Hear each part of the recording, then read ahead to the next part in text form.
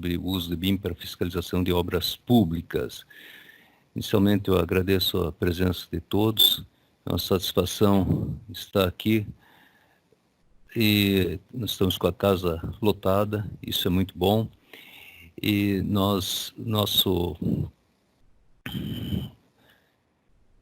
agenda, ela vai incluir 3 blocos. O primeiro bloco, fiscalização com CAD tradicional.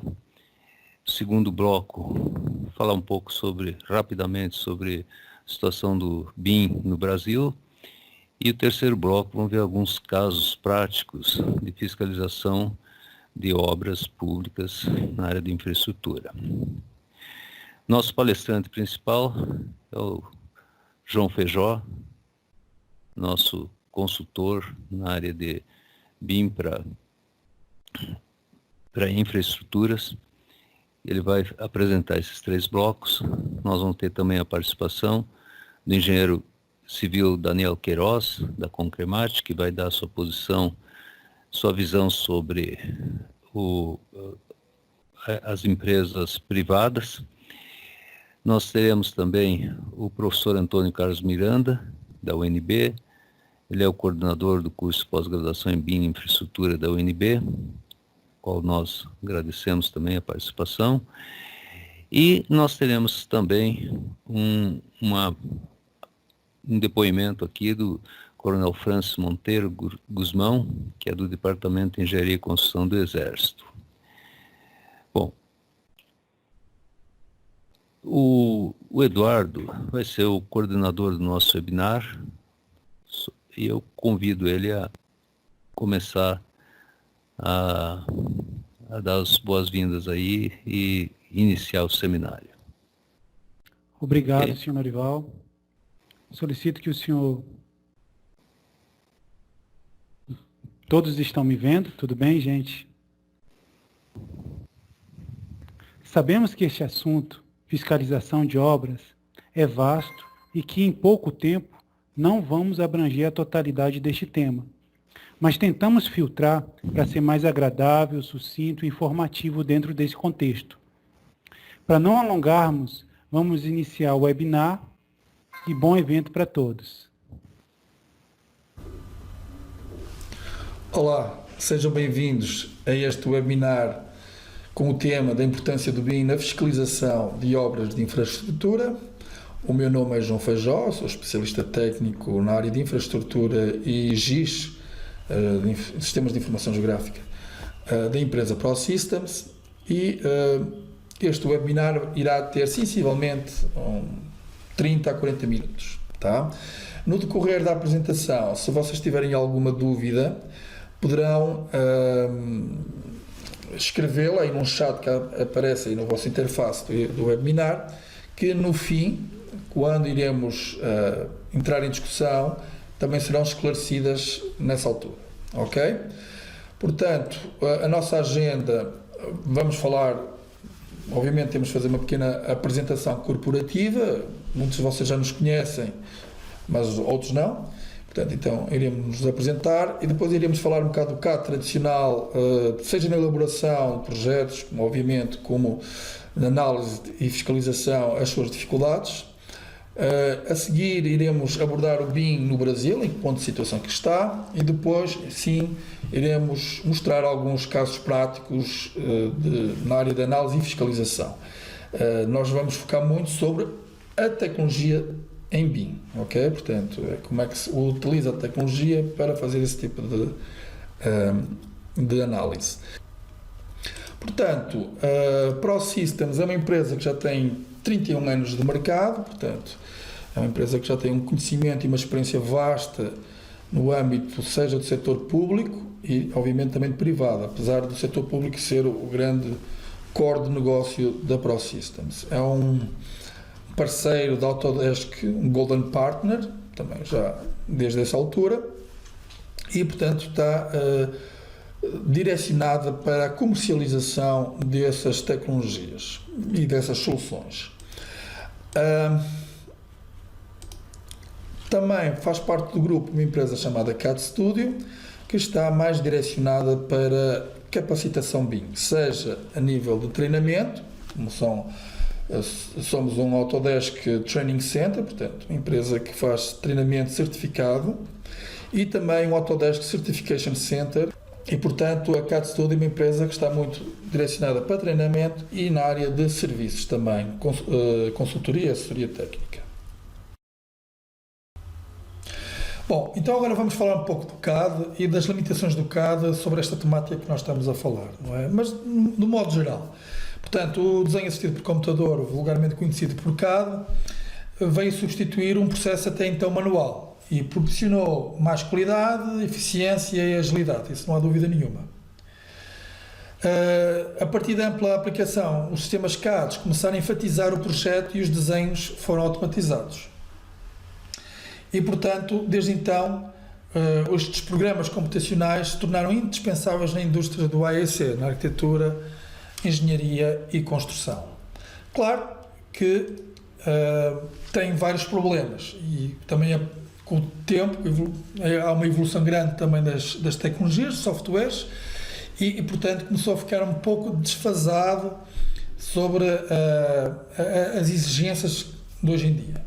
Portanto, um dos problemas que se coloca é o difícil entendimento. Para pessoas que não sejam da área sejam arquitetos, nem projetistas, nem engenheiros, por vezes têm uma dificuldade de entender, a entidade que contrata tem dificuldade de entender o projeto.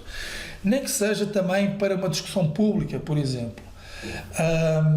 Porquê? Porque o projeto é todo bidimensional.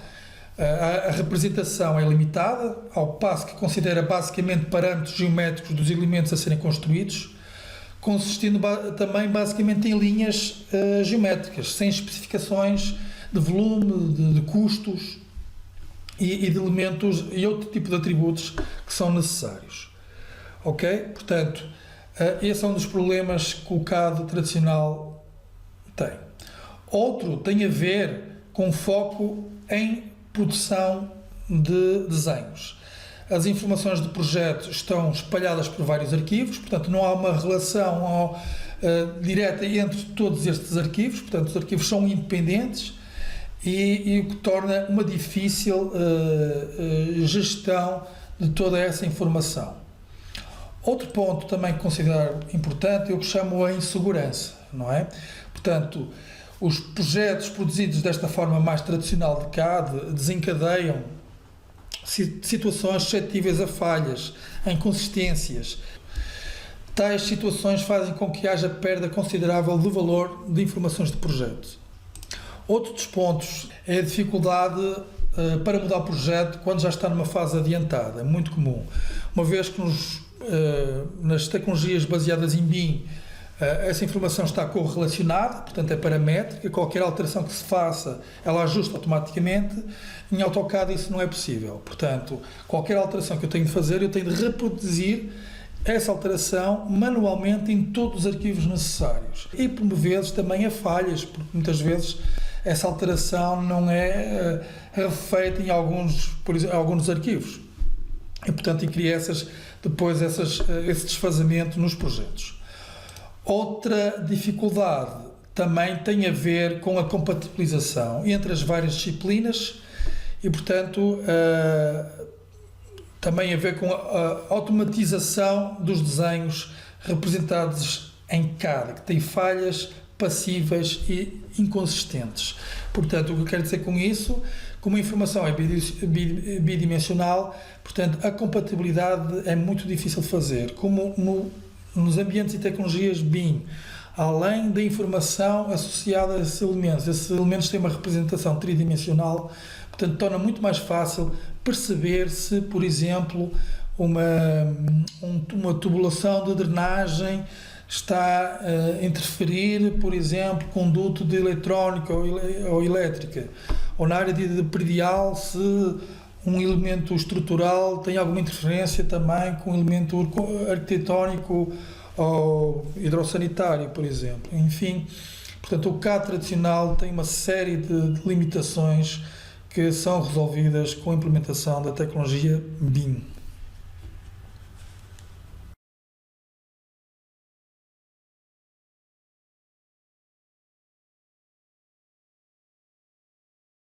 Eu convido o engenheiro civil e gerente de projetos da Concremate Engenharia, o senhor Daniel Queiroz, que comente sobre as limitações da plataforma CAD e os benefícios que a tecnologia BIM pode trazer para a fiscalização. Eu que agradeço pela oportunidade de estar junto à ProSystem nesse evento e pelo Eduardo me chamou para participar, né, para ver, aí com o João aprender um pouco e também para poder falar algumas coisas aqui, mas bem rapidamente, né, primeiro acho que boa parte do pessoal me conhece, né, meu nome é Daniel, trabalho na Concremate.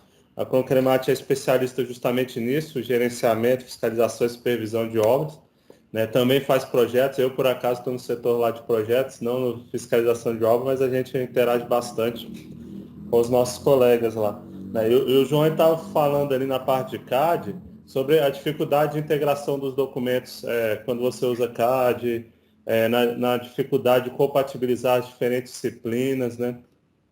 E sobre o CAD, sobre o BIM, eu teria para dizer o seguinte, assim, ninguém que estava usando AutoCAD, né, um dia passou muita raiva com o AutoCAD e falou, eu vou voltar para a prancheta, eu não aguento mais usar esse AutoCAD, ele não está dando certo, eu vou largar ele, vou voltar aqui para minha prancheta, vou comprar a prancheta nova para o escritório e voltar a usar. Né? Isso é absurdo, né? E o AutoCAD ele é tão antigo aí, né, de 82, que boa parte do pessoal que está vendo a gente aí nem era nascido nessa época aí, provavelmente.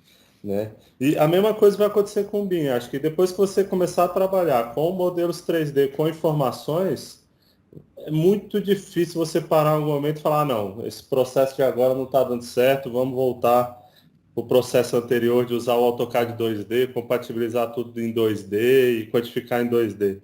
Né? Até porque tem o seguinte, que eu estava até conversando com alguns amigos aí um dia desses. A gente tem um AutoCAD aí desde 1982 à nossa disposição. Né? A gente sabe usar ele hoje perfeitamente? Né? A resposta provavelmente é não. Né? A gente sabe usar ele bem, mas você sempre vai lembrar de um amiguinho seu, Joãozinho, que senta do seu lado, que põe tudo no layer errado, né? Põe a janela no layer errado, cria o bloco que dá portinha errada. Ele, quando vai fazer o desenho lá de CAD dele, faz tudo errado. Quando você vai quantificar lá, você vê que está tudo no layer errado, todos os bloquinhos estão explodidos. Então, desde 1982 até hoje, 2020, a gente ainda apanha de usar o AutoCAD. É natural que a gente apanhe para usar o BIM. Né? Isso é inevitável. E mesmo que a gente não consiga usar a BIM, né, a metodologia, os softwares, a tecnologia, os processos, todas as coisas envolvidas, perfeitamente, eu entendo que vale a pena. Né? Não tem como voltar atrás. Eu desconheço empresas que falam, eu implantei BIM, consegui fazer modelos 3D com informação e agora eu quero voltar atrás porque não valeu a pena. Eu acho impossível de acontecer. Né? Sobre a parte de supervisão, que aí o João Feijó vai apresentar depois alguns casos e modelos, exemplos aí, a dificuldade é você já receber o projeto em 3D com informações, né? Que é o modelo BIM. Né? Muitas vezes, quando você entra no processo de supervisão, o projeto foi feito, a obra está sendo construída hoje, mas o projeto é de 5 anos atrás, 10 anos atrás, o projeto você só tem PDF, você só tem CAD 2D explodido, às vezes com sorte, você tem uma documentação que não é a ideal. Né? E como é como é que a gente trabalha nesses casos? Dependendo da complexidade, vale a pena criar modelos 3D com informações a partir dessas informações dos PDFs. Né? Eu diria que não vão ser todos os casos. Eu diria que quanto mais complexa for a obra, maior for a quantidade de interferências e maior as incertezas que você tiver em relação às quantidades, mais vale a pena. Se é um negócio do tipo, vou construir uma rua de 500 metros, 1 quilômetro, é tudo muito simples. Vale a pena, e eu só tenho o projeto em PDF, vale a pena eu voltar para trás e criar um modelo 3D disso, fazer um planejamento 4D, fazer uma série de coisas aí, né, com a metodologia BIM? Eu diria que talvez não valha a pena. Mas se eu tenho um projeto já que é uma sequência de pontes, uma trincheira, uma rodovia com distensão maior, com várias interferências, uma ferrovia, talvez, mesmo que você tenha recebido o projeto em 2D ou em PDF, vale a pena você criar um modelo 3D para você ter mais certeza nessas coisas, né? Na complexidade que você está executando, na mitigação e eliminação das interferências e na verificação dos quantitativos e acompanhamento da obra. Que aí o Feijó vai mostrar alguns exemplos aí de acompanhamento da obra, e a Concremat está indo exatamente nesse sentido. Não sei se tem outras pessoas da Concremat aqui, mas está no planejamento estratégico da Concremat adotar esse ano diversas tecnologias e continuar avançando na implantação de BIM para acompanhamento e supervisão de obras, né? E aí, quais são algumas dificuldades em relação a isso, que aí o Feijó vai poder falar melhor, só para concluir e continuar aí. Quando a gente está criando os modelos 3D com informações, um ponto importantíssimo é alinhar o processo de construção e os critérios de medição com a modelagem dos objetos. Várias vezes a gente vê modelos que não são muito úteis para fiscalização e supervisão, né? Como assim? Imagina que você tem um bueiro 3D que você vai construir lá embaixo da rodovia. Esse bueiro, ele pode estar em 3D bonitinho, com a ala e tal, mas qual é o critério de medição e construção dele? Né? Ele é medido por aduela, por metro linear. Então, ele tem que ter embutido dentro da propriedade dele, dentro da parte do BIM, que são as informações, esse critério de medição dele, que é qual é a extensão linear. Não adianta nada eu ter o volume do bueiro, o volume do bueiro é 5 metros cúbicos de concreto, mas se eu vou executar e construir ele por metro linear. Então, a gente tem que ter atenção e organização para alinhar os critérios de medição com a modelagem e também com o sequenciamento da construção, né, para que o modelo esteja dividido da forma como ele vai ser construído. Né? E uma coisa que a gente ainda não tem hoje que dificulta um pouco é a parte de padronização, que aí o Feijó vai falar um pouco, o Brasil está avançando nisso, mas ainda falta, né? Mas a falta de padronização não impede. Né? Tanto é que quando você contrata um cadista para desenhar a sua casa, ele vai te entregar no layer que ele quiser, na cor que ele quiser, do jeito que ele quiser, e isso não vai impedir sua casa de ser construída, ou as coisas de serem acompanhadas depois. Mas dificulta, né? Se ele fizer bagunçado, fizer tudo mesmo layer, fizer tudo errado, isso pode facilitar ou dificultar a sua vida muito. Então, quando a gente fala também de modelos BIM, a gente tem que definir a padronização, né? Quais objetos que vão ser entregues, quais as informações que vão estar dentro desses objetos, como que vai ser a separação em termos de construção. Eu vou separar o projeto em 3 trechos, 5 trechos, a cada 20 metros, 50 metros, qual é que vai ser minha frente de construção. Tudo isso interfere e tem que estar bem alinhado, e a gente tem um bom caminho para percorrer e estamos trabalhando para isso. E queria assim, agradecer demais ao Lorival, da ProSystem, que é um grande parceiro, né? Eu sou amigo de todos os revendedores da Autodesk, mas a ProSystem tem um lugar especial no meu coração. Né? O Lorival, quem precisar pode falar com ele, quiser fazer treinamento civil 3D, mapa 3D, CAD, igual eu fiz. Né? Ele parcela e até faz fiado se bobear.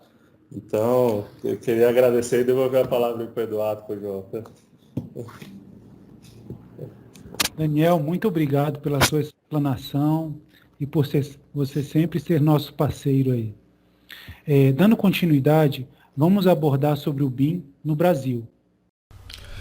Bom, sobre o BIM no Brasil, muito já foi dito, muito será dito, muita gente já assistiu a seminários presenciais, outros online, sobre a questão da implementação no Brasil. Mas acho sempre interessante voltarmos a focar alguns pontos que consideramos importantes sobre a nossa realidade. E, portanto, relativamente à questão que vimos anteriormente das dificuldades do CAD, o mercado de AEC já enfrenta uma necessidade de renovação, de mudanças nos seus processos. E, portanto, existe uma necessidade de mudanças de paradigma. Para isso, surgiu então o BIM, que é um processo de construção virtual. O BIM já não é de agora, já existe há muitos anos, portanto, mas só ultimamente, principalmente na última década, nos últimos 15 anos, é que as ferramentas, as tecnologias começaram a atingir um nível de maturidade que responde às necessidades de desenvolvimento dos novos processos. Portanto, há sempre uma correlação entre processo e tecnologia e, portanto, o BIM veio basicamente para resolver 3 questões que são fundamentais. Projetos em tempo hábil, dentro de orçamentos e com maior consistência e transparência.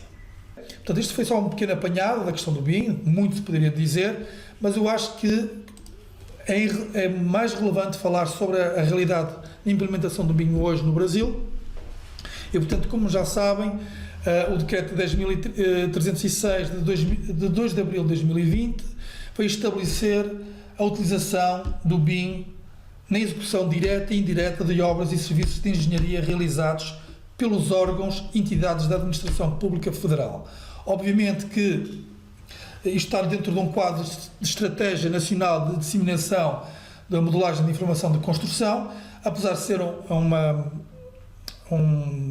desenvolvido para órgãos federais, tanto o Distrito Federal como os governos estaduais, como também municipais, têm uma necessidade também de seguirem este decreto e fazerem um esforço de implementação. O mercado privado, obviamente, que vai atrás dessas exigências. E, portanto, existe já um cronograma feito, que vocês devem conhecer, eu não vou entrar dentro desses detalhes, mas também quero só salientar que o Comitê foi uma portaria que saiu em maio, em 2020, que o Ministério da Infraestrutura veio propor a criação do Comitê de BIM de Infraestrutura, já que o decreto anterior estava muito focado na área predial. Portanto, o Ministério da Infraestrutura, com isto, pretende a realização de atividades consideradas estruturantes, precursoras para sensibilizar, promover, difundir, engajar, desenvolver e capacitar a adoção e implementação do BIM. Identificar e acompanhar essas iniciativas, programas e projetos BIM vinculados e orientados nesse alinhamento à estratégia do BIM a nível nacional. Portanto, também visa uma parte muito importante que tem a ver com a capacitação em BIM dos servidores e colaboradores, não só do Ministério de Infraestruturas, e dos seus órgãos vinculados, mas também de uma forma transversal a todo o Governo Federal, e também o desenvolvimento, o estudo, a publicação de documentação, atos normativos, guias, protocolos e, obviamente, necessários para a adoção do BIM no âmbito da área de infraestrutura. Portanto, no BIM hoje no Brasil, há um ponto bastante importante que tem a ver com a normalização, a necessidade de padronizar toda esta informação. É difícil nós não trabalhamos ilhados, trabalhamos de forma colaborativa, não só dentro de um organismo ou de uma empresa, mas também, provavelmente, e o mais certo, trabalhamos com múltiplos órgãos do mesmo projeto. Isto é algo bastante comum. Portanto, a normalização e a padronização de BIM é algo fundamental. Outro ponto bastante importante é o desenvolvimento, que provavelmente já devem ter ouvido falar dos BIM Mandates, não é? Portanto, os BIM Mandates, que leva depois a outros desafios, é a necessidade de desenvolver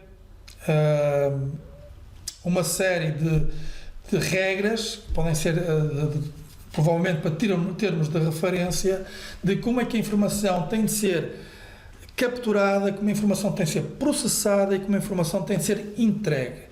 E, portanto, todos esses processos têm de ser mapeados, organizados e publicados. Permitir o órgão público um desafio bastante grande, que é a contratação desses projetos em BIM. Portanto, isso só é possível, na minha opinião, se tivermos os BIM Mandates devidamente desenvolvidos. Obviamente haverá sempre alterações, edições de novas versões, mas a partir daí é que nós utilizamos a base de contratação e a forma como tem de ser contratado. Outro ponto importante é que as tecnologias já estão bastante desenvolvidas. Na área da Autodesk, que é um dos maiores fabricantes de software do mundo, e é uma das empresas que foi uma das indutoras também das tecnologias BIM no mercado. Obviamente que há muitas mais, mas eu falo da questão da Autodesk. A nossa empresa é representante também dessas tecnologias, é essa maturação tecnológica. Muito ainda tem de se criar e desenvolver, ainda há muito caminho a percorrer, mas hoje em dia, e principalmente hoje nestas últimas versões, a interoperabilidade está num nível já bastante avançado e, portanto, nos permite também caminhar para o que nós chamamos o 5D, que é a orçamentação associada aos quantitativos dos elementos, ok? Eu acho que são pontos que eu considero bastante importantes hoje aqui no BIM no Brasil. Relativamente a órgãos fiscalizadores, eu não sou nenhum especialista na área de fiscalização, obviamente. Eu acho interessante falar sobre este webinar, dos feedbacks que eu já tive ao longo deste tempo todo com empresas que têm essa responsabilidade, não é? Portanto, existem vários órgãos fiscalizadores no Brasil, desde os tribunais de contas da União, tribunais de contas estaduais, outros órgãos de fiscalização também têm competências diferentes, obviamente, a Polícia Federal e a Polícia Civil, institutos brasileiros, Controladoria-Geral da União, Instituto Brasileiro de Desenvolvimento Sustentável, o IBAMA, a Agência Nacional de Água, enfim, vários entidades que têm necessidade de implementação. O ideal é ter informação em BIM que lhes permite ter uma melhor coleta de dados em campo, topografia, fotogrametria, toda essa informação que é necessária para depois fazer uma perícia melhor sobre os projetos que são entregues, seja baseados em denúncias ou irregularidades ou o que for, ok? Alguma das suas atribuições. O objetivo da atividade profissional das organizações que trabalham em diferentes setores de atuação. Os órgãos fiscalizadores analisam, neste caso, a qualidade e a legalidade dos projetos e a sua execução de acordo com o exigido. Há, obviamente, vários tipos de órgãos fiscalizadores, novamente, como eu falei, de competências diferentes. Realizar exames periciais em locais de infração, neste caso, às vezes, infração penal, portanto, que é da competência, muitas vezes, da Polícia Federal e da Polícia Civil. Verificar as medições de obra e sempre proceder a pesquisas de interesse do serviço de fiscalização. Obviamente, há uma necessidade de coletar dados e informações necessárias à complementação das análises do projeto. E depois eu deixo um bocadinho este leque um bocado aberto às pessoas que têm mais experiência e trabalham diretamente com estes órgãos fiscalizadores. Nós convidamos o Coronel Francis Monteiro Guzmão para abordar a implantação do BIM no Exército Brasileiro.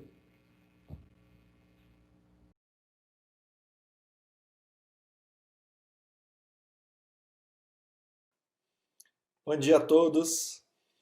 Inicialmente, eu gostaria de expressar a minha satisfação em poder estar aqui compartilhando esses bons momentos com todos os presentes e agradecer a oportunidade que me foi dada para apresentar em rápidas palavras o trabalho que realizamos e as nossas expectativas para o prosseguimento da nossa caminhada. Eu lembro que não falo em nome da instituição, mas apenas apresento alguns fatos vivenciados de perto. Em 2016, servindo na Diretoria de Projetos de Engenharia do Exército Brasileiro, realizamos os estudos necessários para a contratação de uma consultoria para a implementação da metodologia BIM. O desafio era redigir de forma concatenada, realista, execuível, um termo de referência que fosse suficiente para adquirir software, contratar consultoria e treinamento. Nosso objetivo maior era evitar o retrabalho e ganhar tempo com a experiência de quem já tinha feito essa implementação.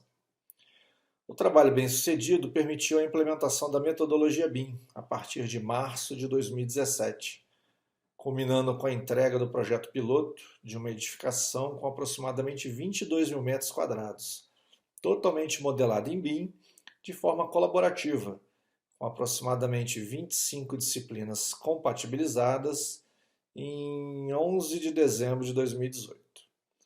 De lá para cá, sempre que possível e viável, os projetos de engenharia são elaborados seguindo a metodologia. No início, lá em 2017, logo depois da assinatura do contrato, muitas foram as possibilidades imaginadas para se aproveitar os benefícios da adoção dessa nova forma de trabalho. Com o aumento do nosso nível de maturidade em relação ao assunto, fomos percebendo que a evolução tecnológica precisava acompanhar de forma rápida a infinidade de possibilidades que se descortinavam à medida que novos conceitos eram adquiridos. Hoje, temos plena convicção que a elaboração de um projeto tem grande parcela de contribuição para as demais fases do ciclo de vida da edificação projetada, conceito esse que se estende para os projetos de infraestrutura.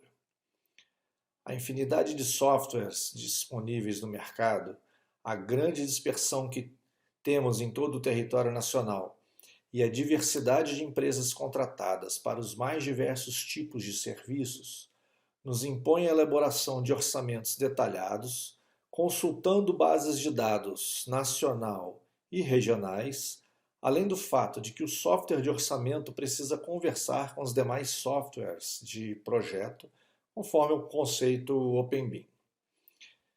A partir de um projeto bem detalhado, planejado e orçado, acreditamos que temos a possibilidade de otimizar as atividades de medição de serviços utilizando checklists produzidos a partir dos cronogramas, gerando um fluxo de medições e, por consequência, de pagamentos maior e mais frequente, diminuindo a necessidade de capital de giro, com fluxo de caixa mais constante, permitindo a participação de empresas menores em obras públicas, aumentando a competitividade e a busca por soluções que otimizem os lucros das operações, incentivando assim o desenvolvimento nacional.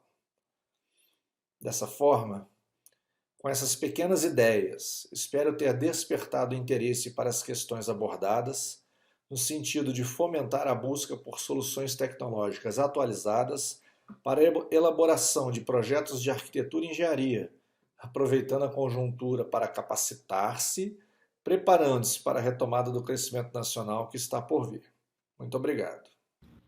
Agora, o João Feijó vai mostrar casos práticos de fiscalização de obras. Agora vamos então aos exemplos práticos de fiscalização. Portanto, neste caso, o objetivo é mostrar a tecnologia BIM para a infraestrutura, como é que pode verificar uma série de inconsistências ou não do projeto. Ok? Para isso, vamos começar aqui por um exemplo em que poderá ocorrer, digamos, uma denúncia de irregularidade, portanto, de um sobrepreço, não é? Portanto, quando ocorre quando o preço da obra, serviço e o insumo é injustificadamente superior ao preço dado, não é? Portanto, e esse superfaturamento ocorre quando se faturam serviços de uma obra com sobrepreço ou quando se faturam serviços que não foram executados, cujo os quantitativos medidos são superiores ao efetivamente executado. Ok? Portanto, neste exemplo, vamos supor que existe uma denúncia, portanto, a entidade fiscalizadora vai ao campo, faz uma coleta de dados e, portanto, leva-os para essa coleta para o escritório. A partir daí, ele pega nos dados do projeto inicial e vai gerar, por exemplo, as superfícies, os modelos digitais de terrenos de acordo com o que está no projeto. Ok? Portanto, uma dessas atividades de fiscalização é testar as medições da obra, não é? Portanto, a forma de fazer é usando depois a elaboração de efetivamente o que estava em projeto. Ok? E, portanto, a seguir, eles vão pegar nos dados coletados por eles e vão executar a superfície em obra, portanto, que será a superfície do laudo, não é? Portanto, o que vai acontecer, o que vai fazer o técnico, o servidor, neste caso, ele vai comparar a superfície elaborada em projeto com a superfície exatamente executada em obra. E vai verificar essa comparação, por exemplo, num perfil longitudinal, em que você vê efetivamente uma linha que é do projeto e efetivamente outra linha que responde ao que foi executado. E, portanto, vai-se verificando logo um valor, neste caso de terraplanagem, que não tem justificação no registro diário de obra, nem justificação para que isso aconteça. Este é um exemplo de que, com uma tecnologia rapidamente, e estamos a falar isto em minutos, em que consegue gerar esta informação. Ok? Outro exemplo é através de levantamento, por exemplo, de verificação de obra executada novamente. Portanto, neste exemplo, há um levantamento aerofotogramétrico que é feito, seja por drone ou então por perfilamento a laser ou por scanner a laser, portanto, depende da situação. Portanto, esse software depois é gerado, é processado, não é? Para gerar um MDS, um modelo digital de superfície, que por sua vez depois é gerado um modelo digital do terreno, portanto, em que você consegue, portanto, gerar logo informação temática, aqui alguns dados que você consegue levantar. A partir daí, você pega no projeto que foi feito, desenvolvido, uma obra linear, foi desenvolvida em BIM. Portanto, temos aqui o desenvolvimento dos alinhamentos, dos grades e também, obviamente, também das seções tipo e as seções que correspondem ao tipo de categoria de solo diferente, não é? Portanto, a ideia é pegar novamente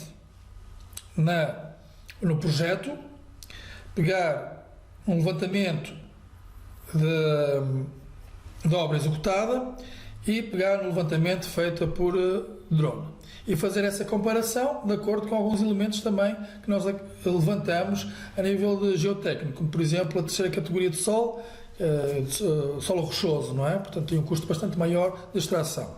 E, portanto, ao verificarmos em sessões transversais, portanto, a partir daí geramos de uma maneira muito rápida, de uma área bastante extensa, sessões transversais de 20 em 20 metros, ou 50 metros, ou 10 metros, enfim. Geralmente o normal é de 20 em 20 metros. E vamos verificar então compatibilizar esses levantamentos. E neste caso, um exemplo em que nós temos uma linha verde que corresponde ao terreno primitivo, ou terreno natural. Temos uma linha laranja que é a obra executada. Temos então o desenho em branco da seção do projeto e temos uma linha amarela correspondente a material de terceira categoria.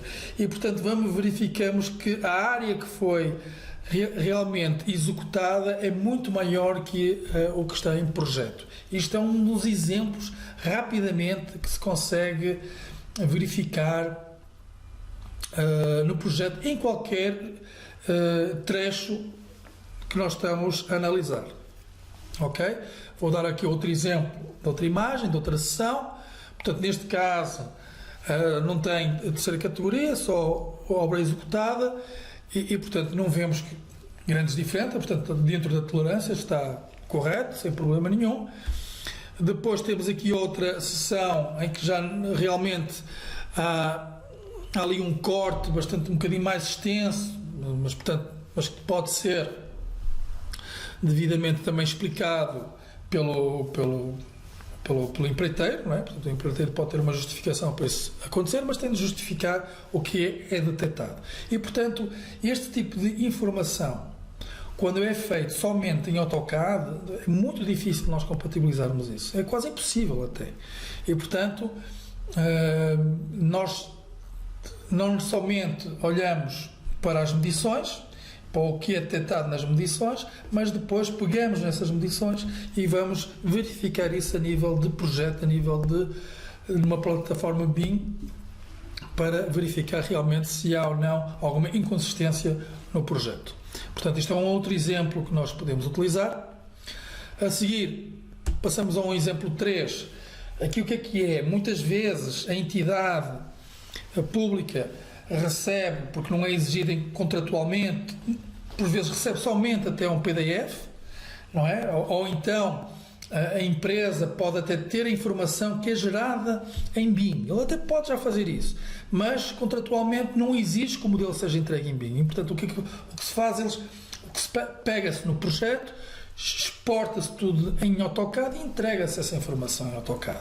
E, portanto, torna-se muito difícil depois fazer essa verificação de uma maneira muito rápida. Um dos processos para contornar isso, obviamente não é mudar o contrato aí, neste caso, uma das formas de fazer é nós recriarmos a partir do CAD, e vou colocar aqui o vídeo a correr, isto agora é um videozinho, recriarmos a partir do CAD, que é tudo baseado em polilinhas, o modelo em BIM. Portanto, neste caso, o que se está a fazer, pega-se nas curvas de nível, a partir das curvas de nível nós vamos gerar o modelo digital do terreno, portanto, porque é o modelo que é entregue, é esse. Tendo o modelo digital do terreno feito, então vamos pegar no eixo da via, que é uma paulinha, convertemos isto num alinhamento. A partir dessa informação criada, criamos então um perfil longitudinal e que vai ser sobreposto sobre o perfil longitudinal de CAD que é-nos apresentado.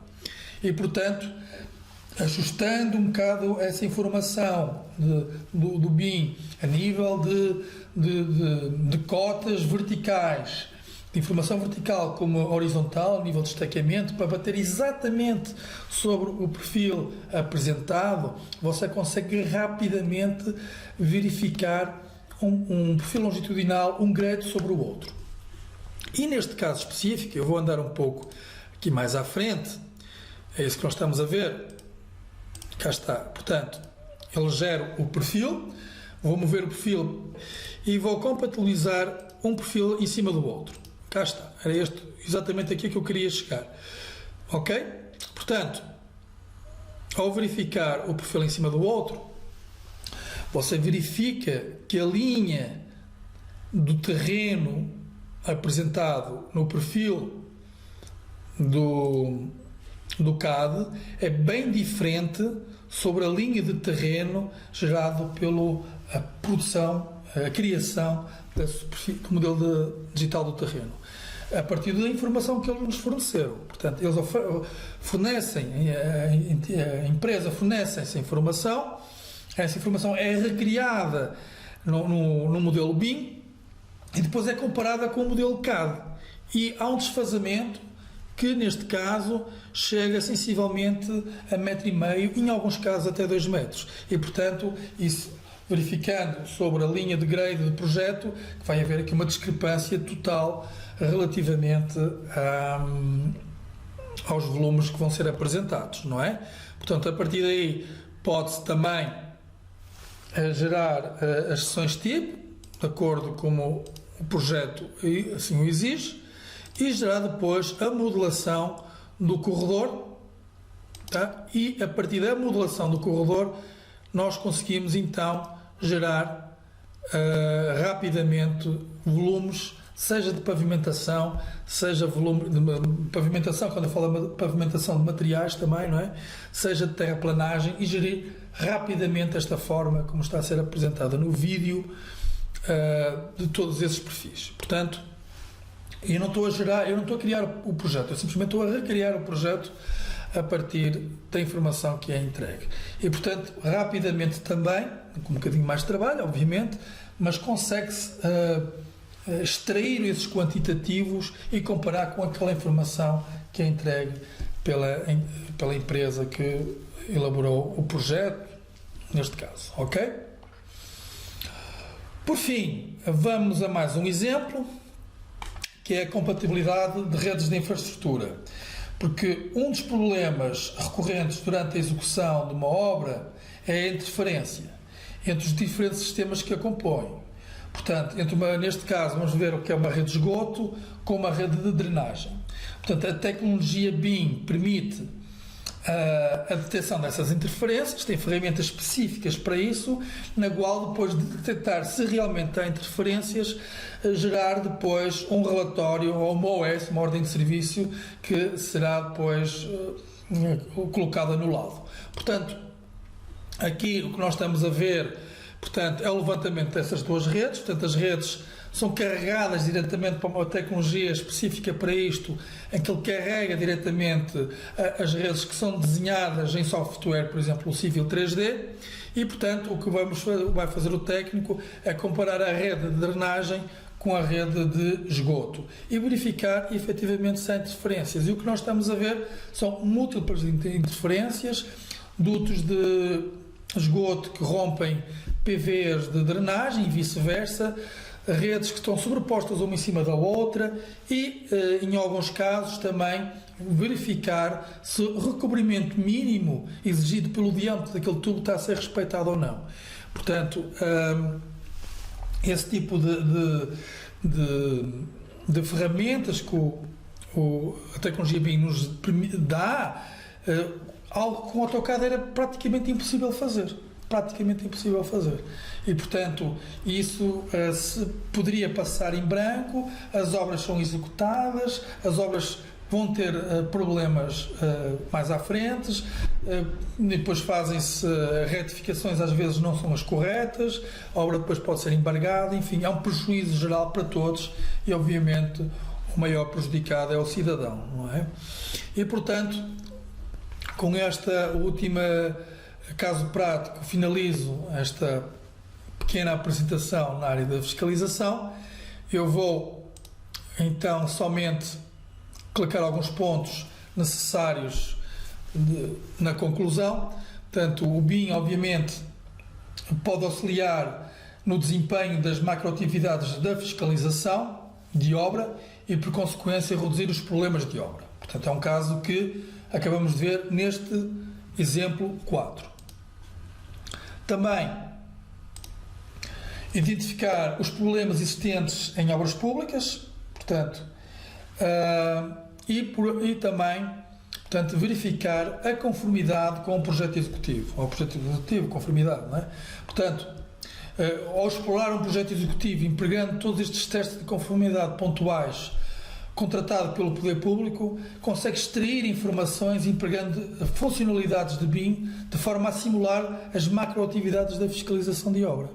Portanto, qualquer investimento que se vá fazer num modelo BIM, é necessário, obviamente, haver um serviço de treinamento, serviços de consultoria, implementação, de forma em que haja um sucesso neste tipo de tarefas que são diárias, mas que reduza os custos de trabalho, os tempos de apresentação e, obviamente, diminua muito as taxas de erro, que é bom para todos, seja para a empresa que está a elaborar, portanto, quando envia os desenhos, por exemplo, para um Tribunal de Contas, a tolerância de erro vai ser mínima, e seja para a entidade que também está a fiscalizar, que rapidamente consegue perceber essas discrepâncias.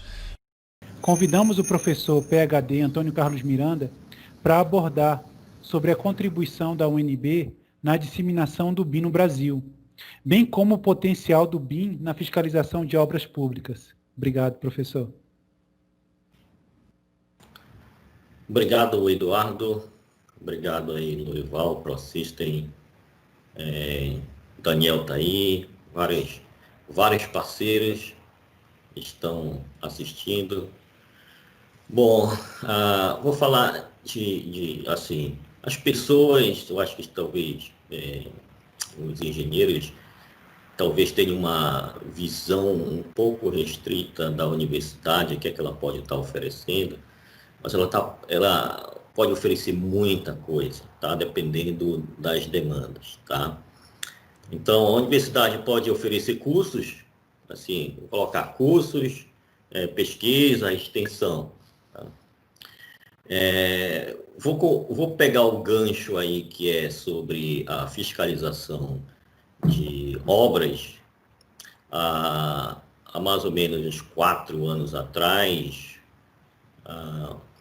um engenheiro do TCU fez um trabalho de mestrado em que eu orientei, que foi sobre fiscalização de obras públicas. Então, a universidade, como agente de universidade, nós fizemos uma pesquisa quais seriam os impactos os principais problemas na fiscalização. E aqui eu vou listar 3, tá, que aí é 40% dos problemas de fiscalização. Projeto básico, você não atualiza para o executivo. Basicamente, as empresas querem construir usando projeto básico, tá? E aí é impossível. Não, é possível porque é o seguinte, quando você tem pouca informação, tá? É mais fácil de você burlar uma fiscalização, tá? Superfaturamento, sobrepreço, o Feijó já falou sobre isso, e fiscalização deficiente ou omissa. E aí eu pego de novo esse gancho de fiscalização deficiente ou omissa, quando a gente está inserindo uma nova tecnologia, nesse caso BIM, nós precisamos de pessoas que possam olhar esses projetos e possam fazer fiscalização. Então, não adianta nós termos um melhor projeto 3D, com todas as informações, se de repente quem vai fazer a fiscalização não tem esse treinamento, não tem condições de fazer essa fiscalização, tá? E aí que pode entrar a universidade. A universidade, assim, hoje, pelo menos a UNB, já tem na graduação 2 cursos sobre BIM, a pós-graduação, tem na pós-graduação você fazer trabalhos orientados, mestrado, doutorado em BIM, e também agora tem o curso de pós-graduação e especialização, tá? E aí tá, por exemplo, na UNB está terminando o curso de especialização em infraestrutura e estão com as inscrições abertas para o curso BIM Edificações. Então, como universidade, a gente tem que treinar essas pessoas. Hoje assim, eu tenho trabalhado com projeto, eu trabalho com os parceiros, a Procista é uma grande parceira, os softwares estão bem desenvolvidos. Hoje, a gente tem deficiência de pessoas, tá? Pessoas que entendem e pessoas que possam absorver novas tecnologias, tá? Então, a universidade pode auxiliar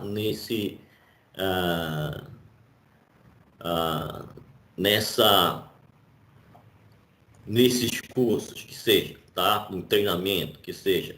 E aí, não é só a universidade, tá? É a universidade junto com os parceiros, tá? Qual são os parceiros? São as empresas, tá? A gente precisa conversar com as empresas. Quais são as necessidades das empresas, tá? E aí, por isso que eu sempre falo, esses parceiros são muito importantes. Assim, a ProSystem sempre está ali, eu vejo do lado da universidade, dando apoio. Por exemplo, essa ação de hoje, tá? É exatamente auxiliando para que a gente possa disseminar o BIM. Bom, mas não é só sobre isso. Até eu vou enfatizar, assim, uma coisa que, assim, em termos Brasil, a gente já está trabalhando bastante na graduação, pós-graduação e extensão, e aí eu aproveito o momento e digo que a gente precisa treinar os técnicos, e aí, Eduardo, a gente precisa conversar de novo para a gente montar o que eu chamei de Tech BIM, né? É o BIM para técnicos, porque a gente tem muito técnico, a gente precisa treinar essas pessoas, precisa com urgência. Então, a gente, como universidade, a gente pode estar oferecendo isso, mas não é só isso, tá? Hoje, a gente pode fazer transferência de tecnologia, tá? Por pesquisa, não é? Por exemplo, hoje a Universidade de Brasília tem um projeto de pesquisa junto com o DEPEN para a construção de edificações penais de referência para o Brasil, tá? Ano passado nós desenvolvemos cadeia pública e cadeia e penitenciária. Então, a área de cada edificação dessa em torno de 12 mil metros quadrados, tá? É uma pequena vila, é uma vila, é muito grande, tá? E com todas as dificuldades apresentadas em implantação BIM. Mas o que isso permitiu? Permitiu que nós, tá, estudássemos todo o sistema construtivo, estudássemos as soluções, registrasse as soluções, criassem, que a gente criou projetos em BIM, né? E aí gerando modelo federado com todas as informações. A gente fez todo um protocolo de implantação, tá? O protocolo a gente vê o seguinte: o protocolo a gente vê como a aplicação da norma BIM para uma determinada empresa ou órgão, tá? Então a gente tem hoje, nós criamos um protocolo para o DEPEN. Como é que ele vai estar implantando o BIM dentro do DEPEN? Então, a gente desenvolveu toda a parte tecnológica e isso é transferido tudo. A gente, como universidade, pelo menos eu, não sou de prender a informação. Então, toda a informação desenvolvida, como é que faz o passo a passo, não é? Como é que implanta, criamos manuais de procedimento, não é, de processos de BIM. Então, isso aí a gente está transferindo toda essa informação, toda essa tecnologia para o mercado, tá? E aí, com a pesquisa, a gente consegue identificar a nível Brasil, né, o que é que a gente está precisando, e isso vai ser mostrado em termos de repente, artigos, congressos, isso vai ser mostrado aí para a sociedade, tá? Agora, em termos de BIM, em termos Brasil, tá? Hoje eu estou com uma grande, talvez alguma preocupação, tá? Como é que a gente coloca o BIM a nível Brasil de forma eficiente, tá? Assim, a gente tem essas ações dos fabricantes de software, alguns órgãos aqui no distrito já estão utilizando, mas a gente tem que colocar isso a nível Brasil. Como é que a gente coloca isso a nível Brasil, tá? Eu não tenho ainda essas respostas claras, e já tenho algumas ideias em que, de repente, esse ano, no próximo ano, junto com os parceiros, nós vamos colocar algumas ações a nível Brasil, mas vamos esperar que isso chegue lá. Então, só para finalizar, a gente colocaria dessa forma: a universidade, tá? Trabalhando com parceiros. A universidade não tem que trabalhar sozinha, tem que trabalhar com os parceiros, tem que trabalhar com as empresas, tem que trabalhar com os engenheiros, tá? Com as empresas de software, tá? E aí a universidade tem que entender essas demandas para poder criar, de repente, cursos, ou auxiliar na criação de cursos, tá? Para poder formar pessoas que realmente possam trabalhar dentro do BIM. Que eu falei, na minha visão, hoje, nosso grande gargalo é a formação de pessoas, tá? Então, a gente precisa muito disso, tá? E outra coisa é o seguinte, e aí como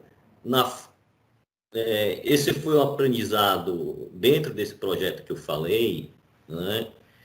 e que para os mais velhos é mais difícil, para os garotos que estão de repente saindo da universidade, isso é mais fácil. Tá? Para você ter uma ideia, dentro desse projeto que eu estou trabalhando, eu dei a seguinte diretriz: vocês estão proibidos de usar CAD, tá? O pessoal fica espantado no início, né? Você tem uma tendência, as pessoas têm uma tendência de voltar para o CAD, por alguma razão, né? Porque estão acostumados, mas está proibido de usar CAD, tá? E isso foi um grande desafio para a equipe, tá? Mas nós estamos evoluindo em cima disso, tá? Então, a universidade são os cursos e também a universidade como transferência de tecnologia das demandas que determinado órgão, não é? E aí também eu vejo a universidade como uma entidade neutra, tá? Pelo menos eu não tenho interesse nem de um lado, nem de uma entidade, não é? A universidade é neutra exatamente para trazer pessoas, órgãos juntos para a gente poder trabalhar nisso, tá certo? Bom, assim, teria muita coisa para falar, mas aí eu deixo para uma outra hora. Obrigado aí pelo espaço, tá? Estamos abertos a comentários, estamos abertos à discussão. Obrigado.